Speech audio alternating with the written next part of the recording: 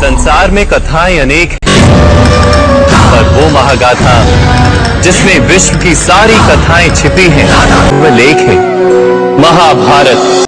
दोस्तों, पौराणिक काल में सबसे बड़े धर्म युद्ध महाभारत का जब भी जिक्र किया जाता है, हाँ, वही युद्ध रणनीति जिसमें फंसकर अर्जुन और सुभद्रा का पुत्र अभिमन्यु मारा गया था।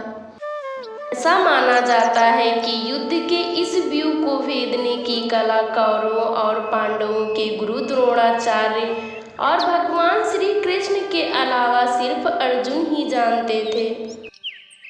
हालांकि ये भी बताया जाता है कि अर्जुन अपनी पत्नी सुभद्रा को चक्रव्यूह भेदने की कला को बताया था। इस वक्त सुभद्रा की कोख में अभिमन्यु थे। अभिमन्यु गर्भ से ही चक्रव्यूह की कला को सीख रहे थे। अर्जुन सुभद्रा को चक्रव्यूह भेदने की कला को बता रहे थे। तभी सुभद्रा को नींद आ जाती है और सुभद्रा सो जाती है।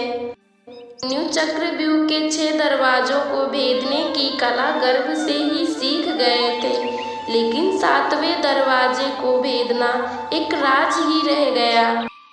सुभद्रा माता के सो जाने के कारण 7वें दरवाजे को भेदना ये एक राज ही रह गया था।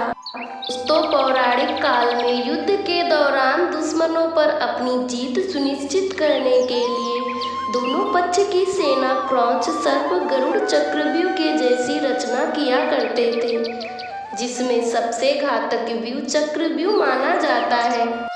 ऐसा माना जाता है कि उस काल में चक्रव्यूह एक ऐसी रणनीति थी जिसमें बड़े से बड़े योद्धा मात खा जाते थे। इस व्यूह की रचना में हजारों सैनिकों का इस्तेमाल किया जाता था।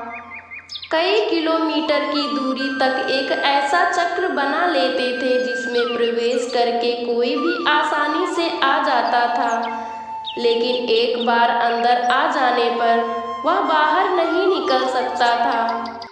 इस व्यूह में लगे सैनिक हमेशा अपना स्थान बदलते रहते थे। वजह से चक्रव्यूह को आसमान से देखने पर एक चक्र नजर आता था। चक्रव्यूह को देखने पर इसमें अंदर जाने का तो रास्ता दिखाई देता था, लेकिन अंदर से बाहर आने का कोई भी रास्ता नहीं दिखाई देता था।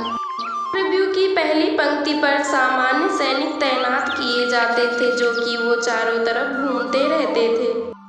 कोई योद्धा पहली पंक्ति के सैनिकों को मारकर अंदर प्रवेश कर भी जाता था तो पल भर में मरे हुए सैनिकों के स्थान पर दूसरे सैनिक आ जाते थे। दूसरी पंक्ति में पहले पंक्ति के मुताबिक कुशल योद्धाओं को रखा जाता था ताकि कोई सैनिक अंदर प्रवेश न कर सके। ठीक इसी तरह व्यूह के 6वें सुरक्षा पंक्ति तक युद्ध कौशल के हिसाब से सैनिकों और योद्धाओं को तैनात किया जाता था और सबसे अंतिम यानी 7वीं पंक्ति में व्यूह की रचना करने वाले, जैसे कि महाभारत युद्ध के 13वें दिन कौरवों की सेना गुरु द्रोणाचार्य जब पांडवों पर विजय पाने के लिए चक्रव्यूह की रचना की थी, तब 7वीं पंक्ति में उन्होंने अपने अलावा दुर्योधन, दुशासन, कर्ण, कृपाचार्य, अश्वत्थामा जैसे महारथी को तैनात कर रखा था। व्यूह को उस समय युद्ध की सबसे घातक रणनीति माना जाता था, क्योंकि अगर कोई योद्धा लगातार अंदर की ओर बढ़ता जाएगा तो स्वाभाविक है कि वह थकता भी जाएगा।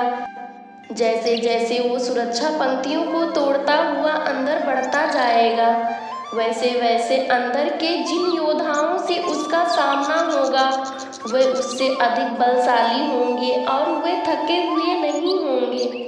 शारीरिक और मानसिक रूप से थके हुए योद्धा के लिए एक बार चक्रव्यूह के अंदर फंस जाने पर बाहर निकलना बहुत मुश्किल हो जाता था।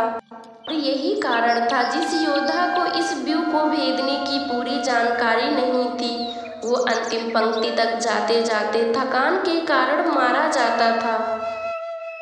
आपको तो याद ही होगा जब कौरवों के पक्ष के योद्धाओं ने अभिमन्यु का वध किया था तो वो भी चक्रव्यूह के 7वें दरवाजे पर था और वो बेहद थका हुआ था, इसी कारण उसका वध हुआ। दोस्तों, चक्रव्यूह भेदने का रहस्य दोस्तों, धर्म ग्रंथ के अनुसार चक्रव्यूह को वही भेद सकता है जो युद्ध नीति के साथ साथ एक कुशल धनुषधर हो, क्योंकि जब एक कुशल योद्धा चक्रव्यूह में प्रवेश करता है वो पहले से ही व्यूह से निकलने का मार्ग ज्ञात कर लेता है। वो जानता रहता है कि बाहर की ओर योद्धाओं की संख्या कम है, जबकि अंदर की ओर योद्धाओं का घनत्व ज्यादा है। घनत्व को बराबर करने के लिए जरूरी होगा कि बाहर की ओर खड़े योद्धाओं को अधिक से अधिक मारा जाए।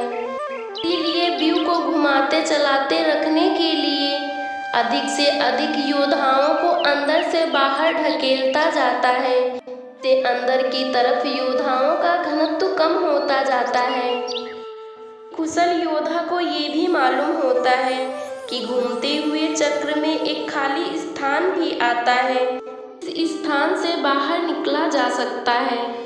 दोस्तों, अगर आपको ये स्टोरी पसंद आई है